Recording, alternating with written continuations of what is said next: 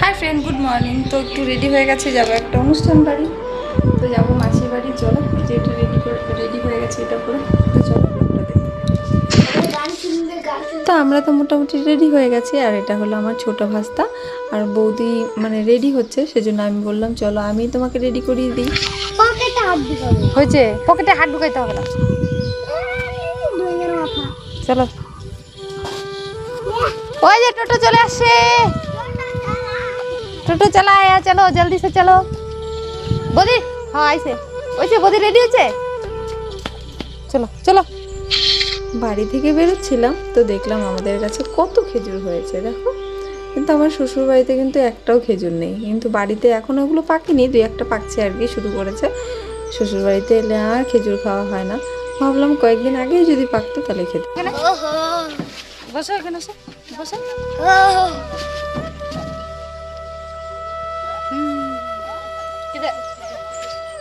তো যাচ্ছি অনুষ্ঠান বাড়ি, আর অনুষ্ঠান বাড়ি গেলে তো মিষ্টি তো নিতেই হবে। আর যাচ্ছি আমার মাসি বাড়ি। তো মাসি বাড়ি আছে মাসির আর কি নাতির অন্নপ্রাশন, মানে আমার ভাইয়ের ছেলের অন্নপ্রাশন।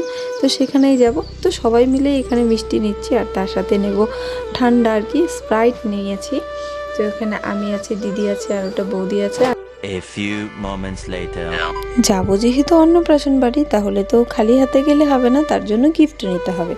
তো তারপরে দেখো চলে এসেছি গিফটের দোকানে। তো এখানে দেখছিলাম যে এগুলো কত টাকা পড়বে, কোনটা নিলে কি ভালো হয়। তো প্রথমে এগুলোই দেখলাম, যে দেখি কতটা কিসের মধ্যে, মানে কতর মধ্যে পড়ে। তো তারপরে দেখলাম যে যদি বাটিটা নেওয়া হয় তাহলে অনেকই হেভি হয়ে যায়, মানে অনেকটাই দামটা বেড়ে যায়। তো ভাবলাম ঠিক আছে, তাহলে বাটিটা আর নেবো না, শুধু থালা আর গ্লাসটা নিই। তারপর আমি এখান থেকে থালা আর গ্লাসটা চুজ করলাম। আর এখানে আমার দিদিও ছিল। আর আমার বাড়ির থেকে মানে আমার মা বা দাদা বৌদিরা দিয়েছে চেন, রূপোর চেন দিয়েছে। আর আমি আর দিদি এখানে নেব। তো আমার এটাই ওয়েট হচ্ছিল। এই যে দেখো, আমি গ্লাস আর থালাটাই নিয়েছি, বাটিটা আর নিইনি। আর দিদি নিয়েছে এই যে দেখো, স্টিলের বাটি, গ্লাস, থালা তিনটাই নিয়েছে। আর আমি নিয়েছি কাঁসার থালা আর গ্লাস। তো তারপর দেখো আমাদের এখানে প্যাক হয়ে গেছে। আর এখানে বয়স্ক একটা জেঠু ছিল আর কি, খুবই অসুবিধে হচ্ছিল ওনার।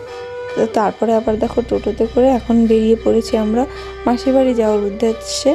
আর যেহেতু বাড়ির থেকে টোটো নিয়েছি, তো আমাদের আর মানে গাড়ি পাল্টাতে হয়নি, টোটোতে করে একদম আমাদের মাসির বাড়িতে পৌঁছে যাবে। আর এখানে কিন্তু মেলা হয়, একটা বড় মেলা, চানের মেলা।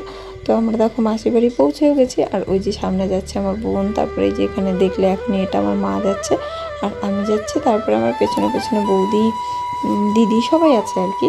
আর এই তো আমার মাসির বাড়ি দেখো, এখন কীর্তন হচ্ছিল, মানে বৈষ্ণব সেবা দিয়ে তারপরে মুখে প্রসাদ। আর মুখে প্রসাদ হয়ে গেছে।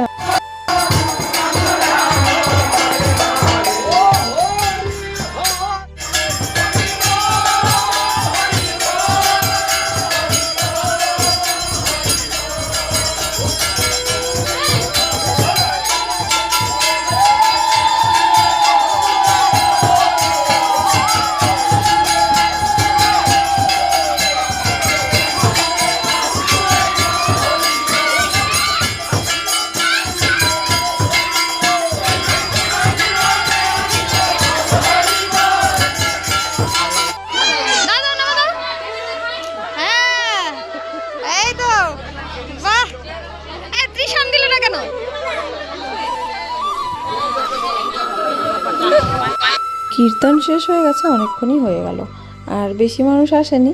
আমার বাবার বাড়িতে যেমন কীর্তন শেষ হওয়ার সাথে সাথেই প্রচুর লোক চলে আসে প্রসাদ খাওয়ার জন্য। তো এই তো আমার মানে মাসির ছেলের মেয়ে, মানে আমাদের হলো ভাস্তা হবে, তো এরই অন্নপ্রাশন ছিল। আর মাসি বাড়ি যাবো, বোনেরা মিলে আড্ডা হবে না, এটা কিছু কখনো হতে পারে? ওই যে আমার মামাতো বোন, এই যে দিদি, আর এখানে দেখো সব ভাই বোনেরা সব একসাথে হয়েছে, মানে এদের মজাই আলাদা। আমাদের বাড়িরই তো সব বাচ্চা কাচ্চা, এই যে দিদির ছেলে, আমার ছেলে, বোনের ছেলে, মানে এদের মজা যে কতটা হয়েছে সেটা কি বলবো আর। তো তারপর দেখো বসে পড়েছি খেতে, কেননা লোক আর কি ছিল না। প্রথমে একবার বসেছিল, তারপরে ফাঁকা হয়ে গেছে। তো তারপরে মাসি বললো যে চল তাহলে তোর প্রসাদ খেয়ে নে, পরে যখন লোক আসবে তখন অন্যেরা বসবে। আমি বলছি ঠিক আছে। আর এই প্রসাদ খেতে কিন্তু দারুণ লাগে, কার কার ভালো লাগে বলো। আর ওই যে দেখো আমার পাশে যে বোনটা বসেছে শাড়ি পরে, ব্লু কালারের ব্লাউজ পরা, ওই বোনের সাথে কিন্তু অনেক দিন পরেই দেখা, মোটামুটি মনে হয় 10 বছর পরে দেখা। অনেক দিন, সেই আমার বিয়ের পরে মনে হয় আর বোনের সাথে দেখাই হয়নি। 2 hours later. খাওয়া দাওয়া হয়ে গেছে, অনেকক্ষণই হয়ে গেল। তো ভাবলাম বাড়িতে বসে বসে কী আর করবো, তো চলো যাই একটু ঘুরে আসি। তো এই যে দেখো মাসি মামি সবাই, তারপর মাসির মেয়ে বোন সবাই মিলে একটু ঘুরতে বেরিয়েছি।